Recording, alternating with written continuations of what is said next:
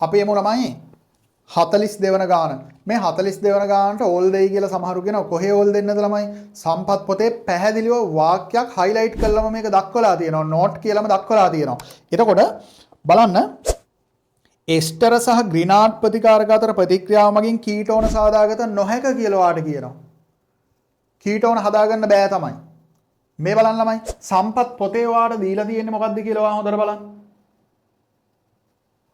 මේ සම්පත් පොතේ වාට සම්පත් පොතේ පැහැදිලිවම මෙන්න මේ නෝට් එක කියවන්න මේ යටම තියෙන නෝට් එක. මේ සටහන කියන නෝට් එක වා කියවන්න.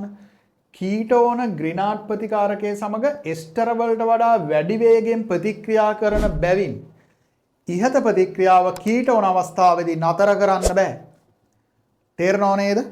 එහෙනම් ළමයි මෙච්චර සම්පත් පොතේ මෙහෙම සටහනක් විදිහට වෙනම දාලා තියෙද්දිත් සමහරු කියනවා මේකට ඕල් මාක්ස් දෙනවලු. කොහේ ඕල් මාක්ස් දෙන්නද? එහෙනම් හරි උත්තරේ අංක 1 මැච් වෙනවා. තේරුණාද? එතකොට ඔයාලට තේරෙන්න ඕන මෙයාට